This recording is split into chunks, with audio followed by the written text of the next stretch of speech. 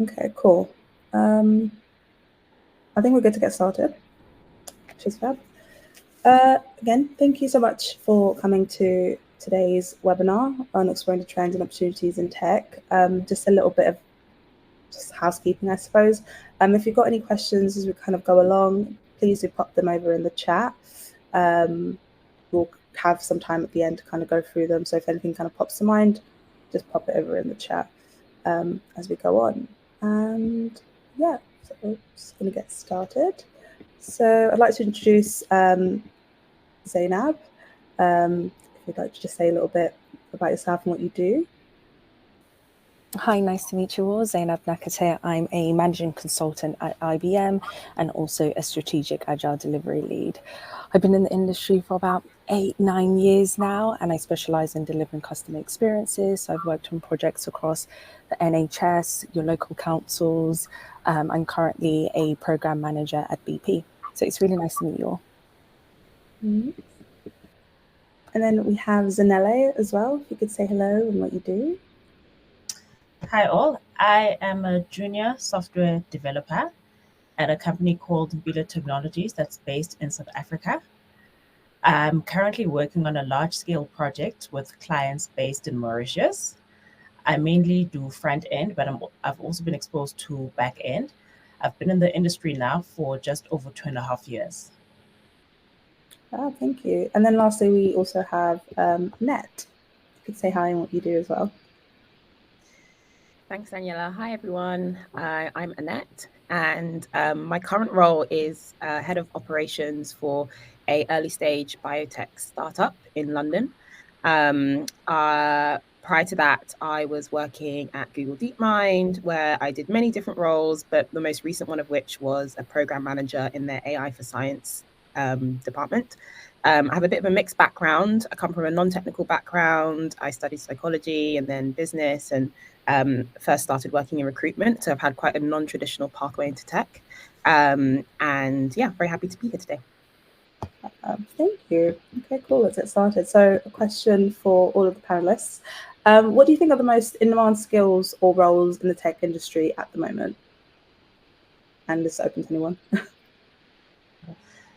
From my point of view, the tech industry is very broad and a lot of skills are in demand. The main thing is just finding what you want to do and making sure that you just upskill yourself in that particular field. But by upskilling yourself, it doesn't mean that you have to stick to one path. You can upskill yourself by exposing yourself to many different software technologies and skills and languages. Mm-hmm. Yeah, I would absolutely second that as well. I think it's very hard to nail down specific skills because, as Zanelle just said, the industry is huge. I guess one thing that's very topical at the moment, and from my perspective, have a bit of visibility on, is obviously, generative AI is becoming even more and more pertinent in the industry and across other industries. But I guess maybe some advice for someone who might want an answer to this question is, don't just think about generative AI itself, but there are also other roles within the wider ecosystem of tech that will be critical in supporting, the generative AI revolution, or, other skills required to support the ecosystem, not necessarily just, creating generative AI or leveraging generative AI yourself. And also, I think there's also room for, domain experts in other fields who, for example, in the life sciences or healthcare, who maybe haven't previously worked with computer science or AI before. There's a lot of cross-disciplinary work that now needs to happen to bring AI into these fields. So yeah, there's lots of opportunity there as well. I have nothing to add. I think they've answered both of it. Yeah. The next question is, talking on generative AI, how do you see AI and machine learning impacting various tech sectors in the coming years? I'm happy to go first. So at the moment, so I'm because I work in consultancy, I see a lot of companies coming to us asking for expertise in AI and machine learning, and a lot of organizations are not there just yet, but they do have a lot of interest. So we are seeing a lot more use cases for how we utilize AI within different industries. So this comes from like medical to engineering to manufacturing of boxes. So definitely over the years, we're definitely going to see that increase. It's the use cases essentially, but and this might be coming from a different perspective, but I think we've actually reached the peak of some of these technologies, and then we're going to start looking at some additional technologies come around the corner. Interesting. My first exposure to AI was when I attended a hackathon last year in August. And the theme was AI for women. And different groups had to come up with solutions about how AI can improve women's lives within the country and obviously globally as well. Some of the solutions were breathtaking. They stemmed from anything you can think of. Employment opportunities, healthcare. There was a hearing aid solution one group came up with. There was an interview I saw earlier on this year about AI even taking over in music. So AI is really it's a sector that's going to impact a lot of industries worldwide, not just in the country, just in my country, worldwide as well. Yeah, not much to add to that, to be honest. I think I would agree in that, the use cases of AI continue to grow and grow. And I think maybe it's not that the tech sector is pretty infiltrated with AI already. I would say it's maybe more about, which traditionally non-tech sectors will become increasingly more tech based with AI applications. And, we'll talk more about this later maybe, but, that's why domain experts in those various sectors are so important and valuable. Yeah. Okay, so what emerging technologies will have the biggest impact in the industry in the next 5 to 10 years? Or what do you think would have the biggest impact? I think many technologies, again, you can't tie this down to just one specific technology. There are many, many software technologies that exist.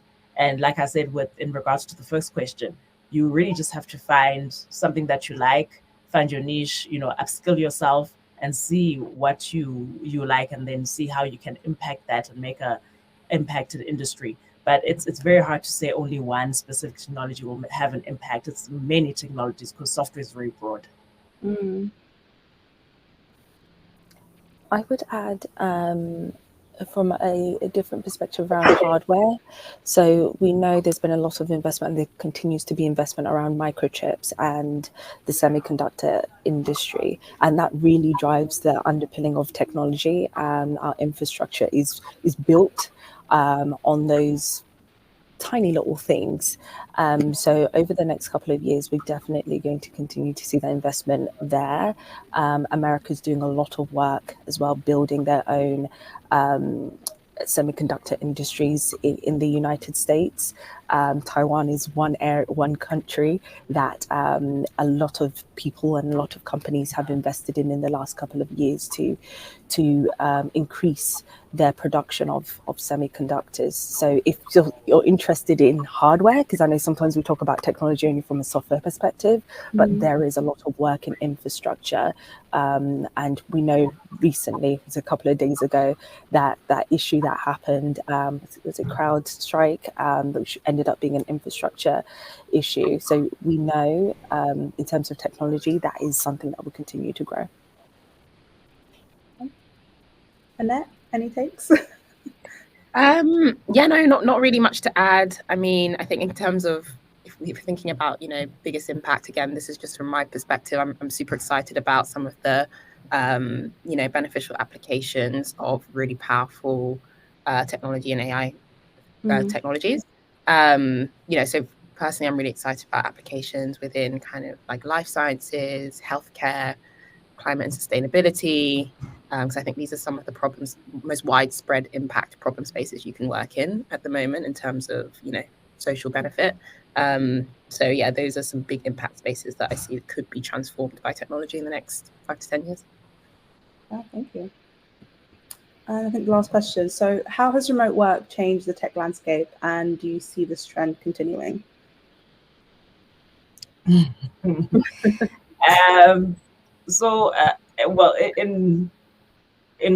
from my knowledge, to my knowledge, a lot of people prefer working remotely when it comes to the tech space, because you don't always have to be in an office space to be able to produce your work.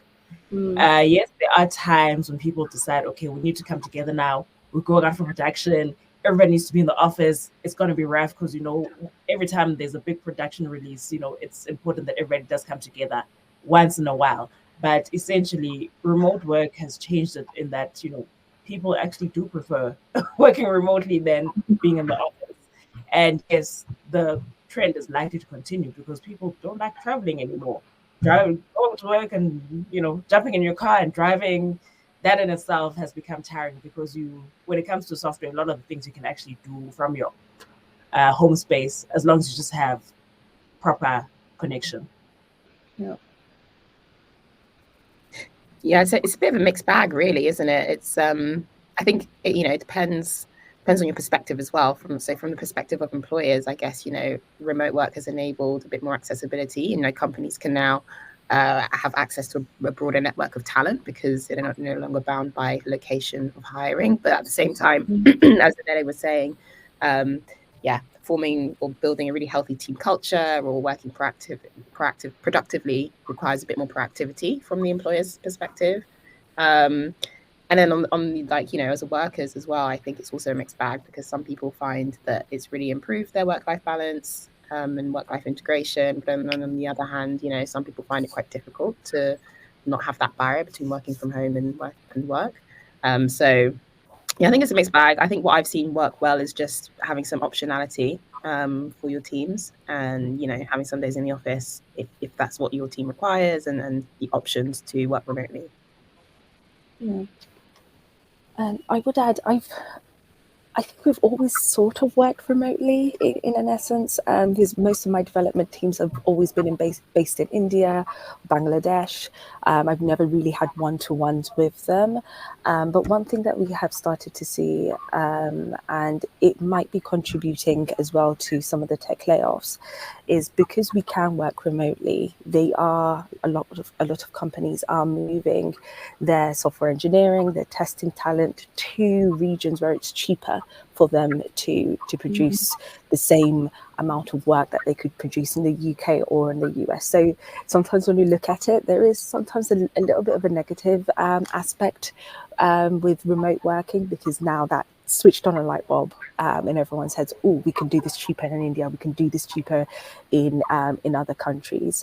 So it's something that, especially in consultancy, something that we're looking closely at. That's very interesting. I didn't. Okay, cool. So I think now we're just going to go into. Oh no, I lied. There's one more question. So, what advice would you give to someone looking to transition into tech from another industry?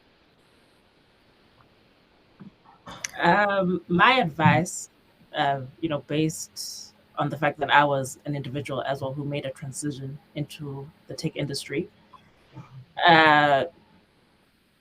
be confident, know what you want, and show that you're willing to learn.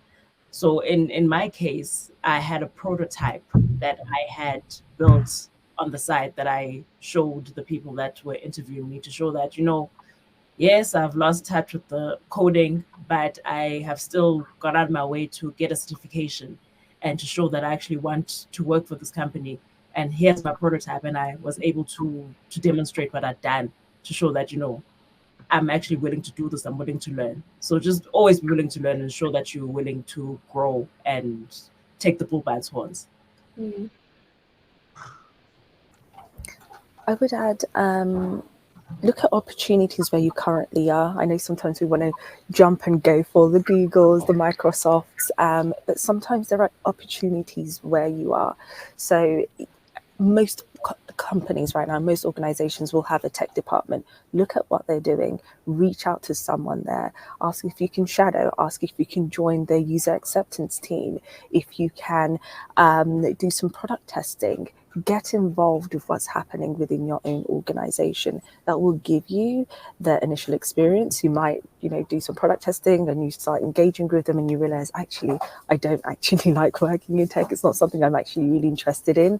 So test the waters where you are, especially if you are in a corporate environment, because that's sometimes a little bit easier before you go out and start applying to those opportunities. But also when you're applying, look at those smaller organizations. Those are the ones which have a little bit more room for you to learn.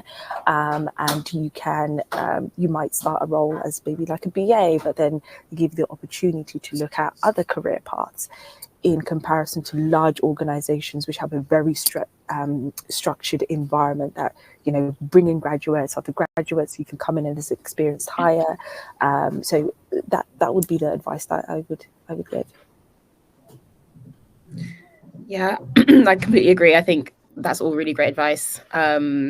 And yeah, just to reiterate as well, from my perspective, I think something that Zanele was saying earlier was, especially if you're starting out in very early in your career and deciding to go into tech, I think finding something that you are passionate about, tech is huge. There are so many subsectors.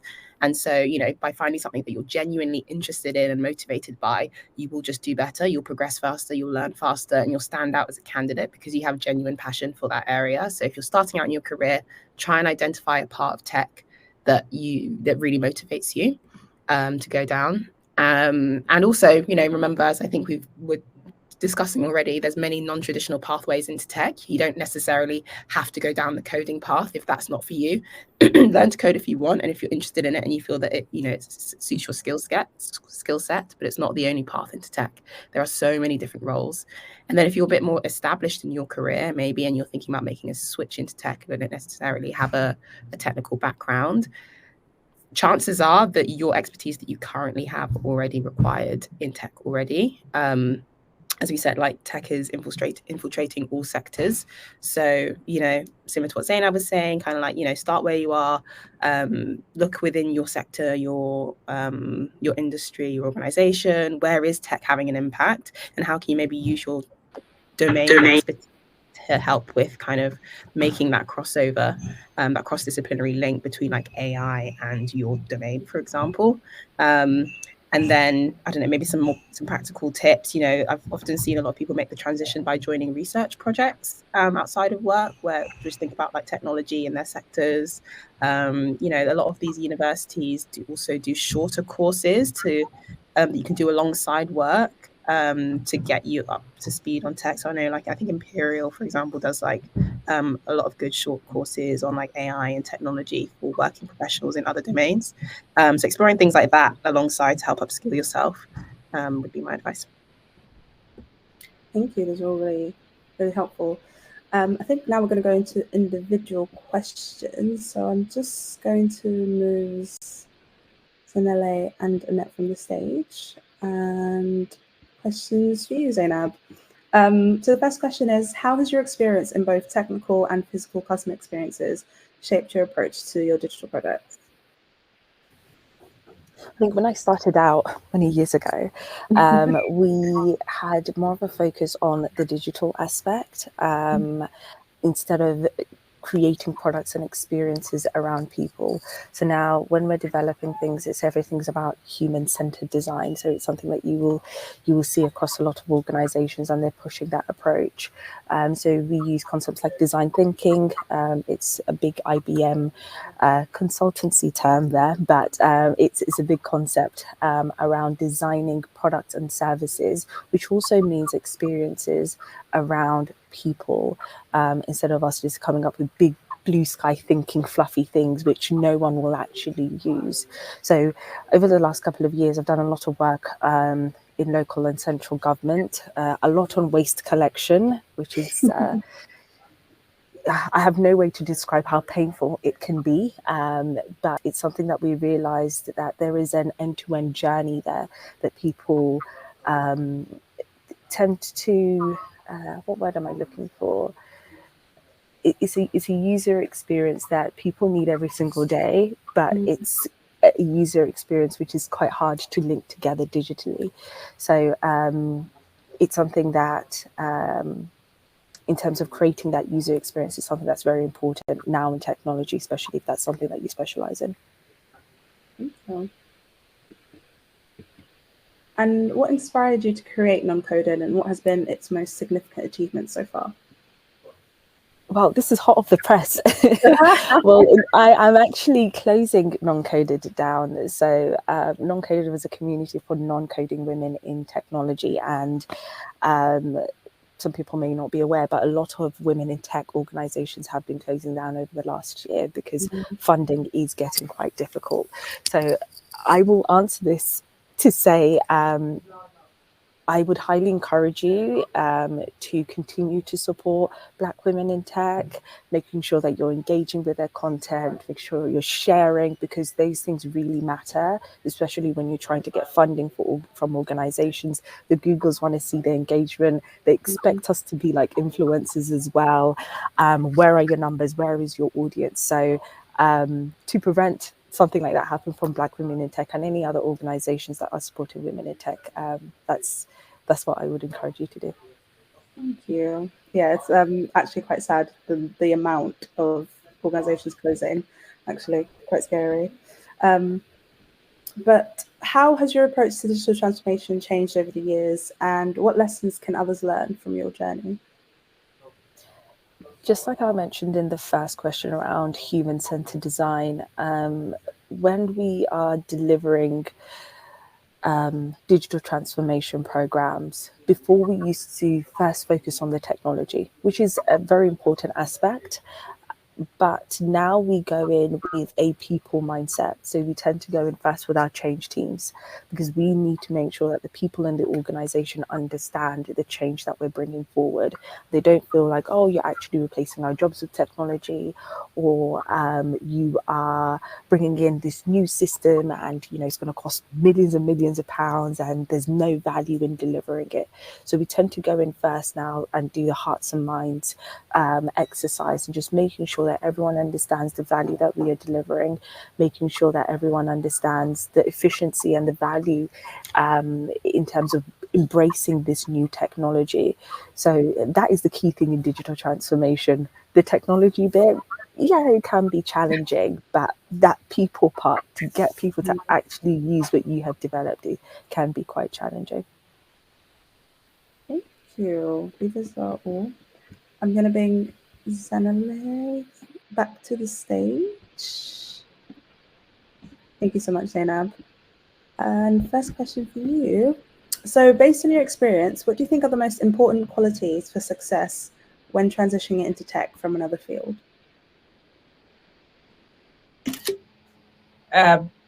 Important qualities: Mm-hmm. be confident, know what you want, and show that you're willing to learn. In the previous questions that were asked to all the panelists, we're discussing how broad software is. So if you show that you're willing to learn, find something that you want to do, get a certification for it, and present some kind of prototype. Show that you're actually willing to do the work. Yeah, so that's my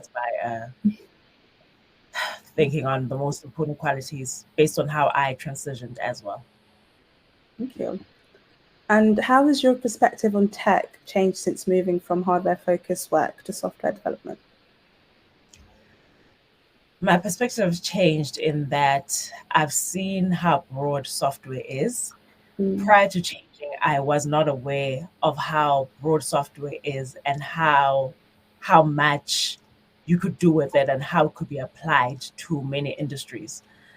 Although I was exposed to a bit of coding, a lot of things I was exposed to were very limited to just, oh, this project or that project.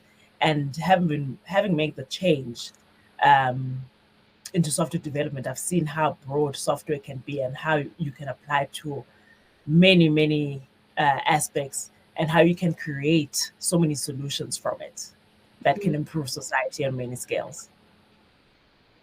Fabulous. And the last question, what advice would you give to other engineers considering a switch to software development?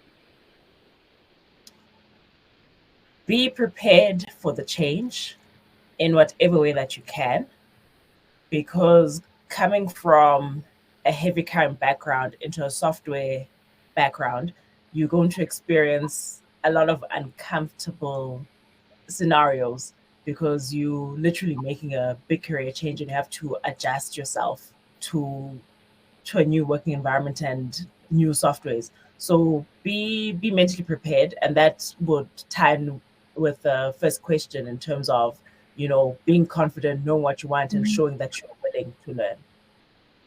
Amazing. Thank you so much, Zanele.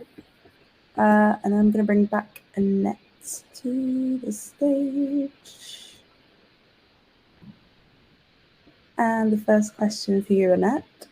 Can you share some insights on the intersection of AI and biotech, and what potential do you see in this area?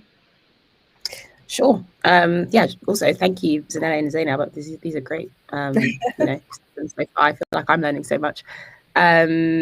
Intersection of AI and biotech. I think huge potential. I think that's quite evidenced by the amount of activity and investment that's going into this area at the moment. In many ways, I think you could say that AI is kind of reshaping the biotech landscape. I don't know how familiar people are here with kind of like, AI-powered biology or AI and biotech, but essentially the general premise or promise is that AI-powered biology software is getting so accurate and powerful enough that you can now model essentially any molecular interaction that you want on a computer, or at least that is the promise or the hope. So that by the time you get to the lab testing phase, you can already narrow down your testing pool, so you don't have to test so much, or what you test is more likely to work the further down the pipeline you get. And so, I think there's huge promise, lots of activity and investment going into this area. It's really starting to take off.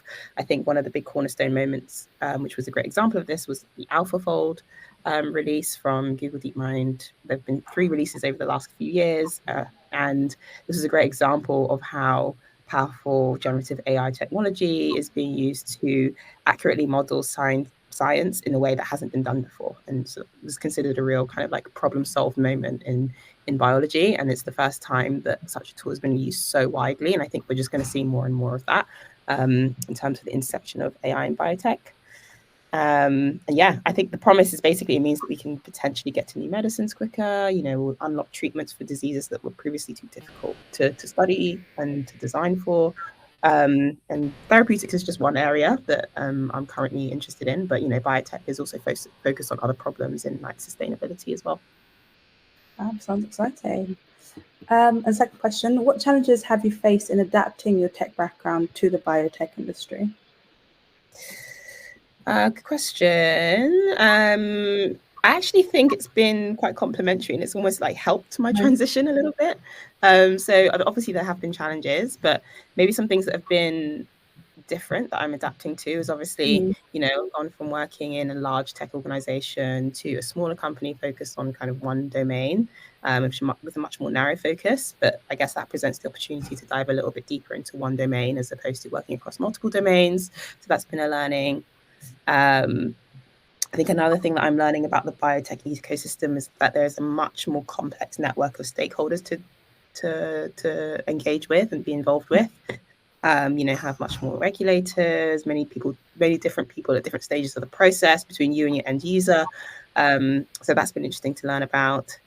And I guess, at least from my perspective, some of the metrics for the incentives are a bit different. And in my case, a bit more kind of tangible and application focused. So where I was much more at the more upstream side of the technology research before, I feel like now we are closer, at least now, to start thinking about being closer to application and real therapeutic outcomes or real lab outcomes of our work. So that's been interesting learning. Exciting. I think the last question, I believe.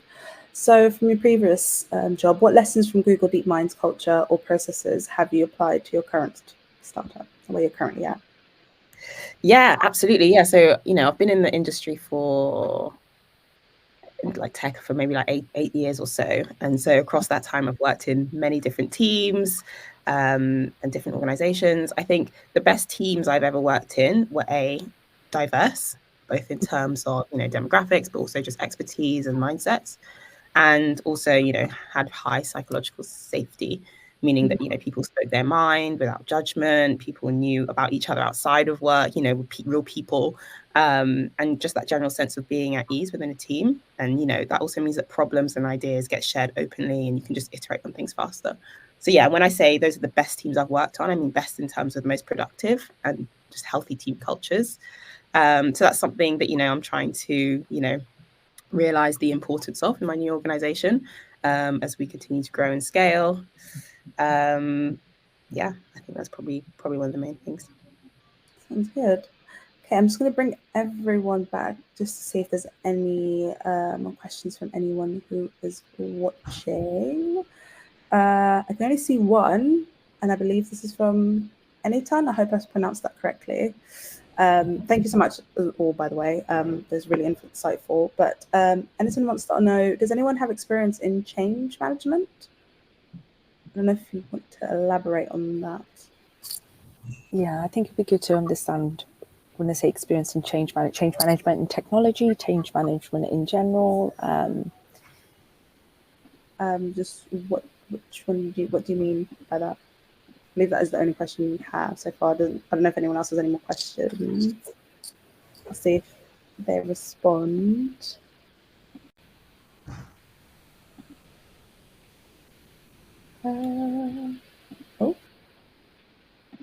There's more. In tech. I meant in tech. I wouldn't say I have hands-on experience with change management, but I work with change managers. So as part of my programs, I will always have, especially if we're doing a digital transformation program, we will always engage with change managers and make sure we have change leads within the program. So they mainly will focus on, as I mentioned, the hearts and minds. So they will look at the comms, how we issue communications, how frequent the communications happen, sorts of surveys that we issue out to users. We usually get them on site. So depending on the sort of transformation that we're doing, if it's global, we'll make sure that we have people on site to help them with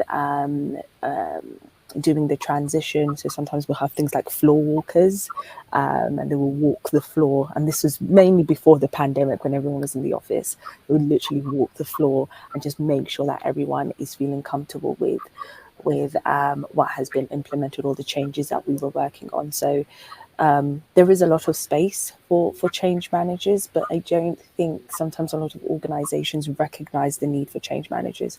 Usually it happens that they will realize they need change managers when things are not going well.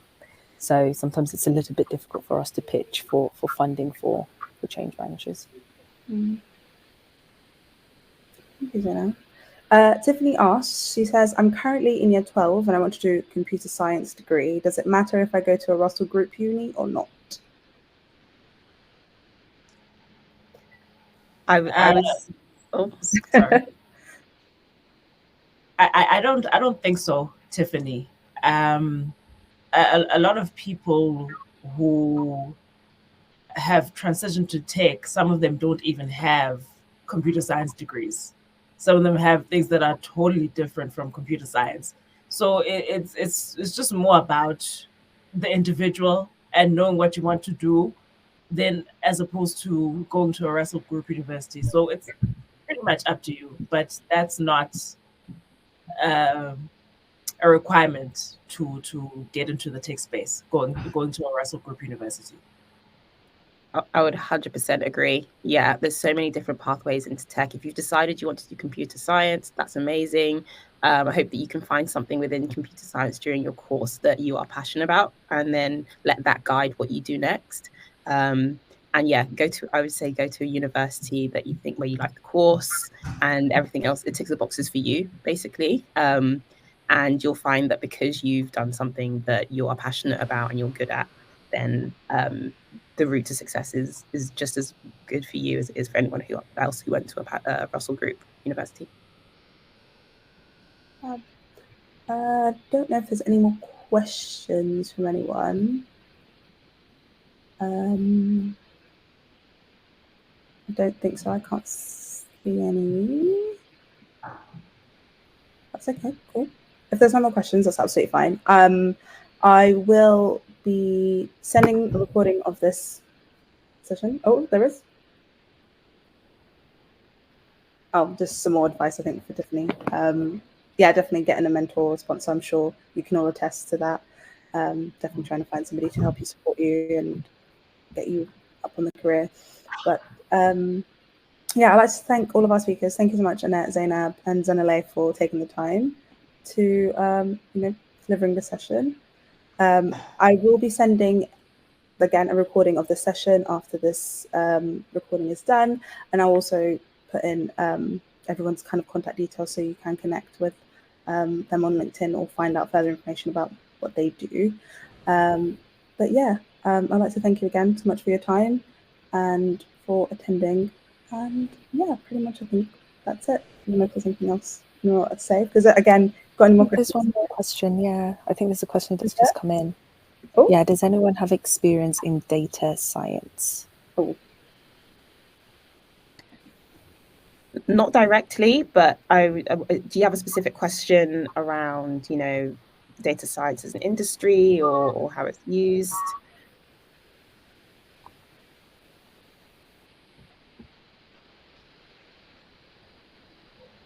I think that was that asked by Tiffany.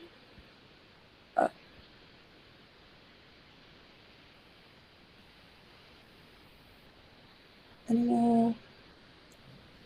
I mean, the short answer, I don't know if this will answer your question in the meantime, but I would say, obviously data science is a very useful skill that's used in many different domains and contexts. So if it's something that you're passionate about and interested in, it's going to be very valuable.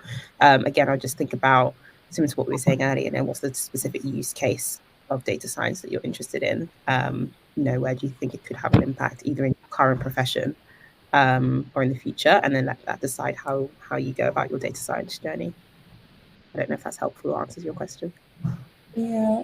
I also don't know. Just to, sorry. Okay. So just to add to that, I don't have experience in it, but I do know of people who work in the industry, and data science and software development overlap a lot. So if you can do software, you can do data. If you can do data science, you can do software. So I know the two industries overlap.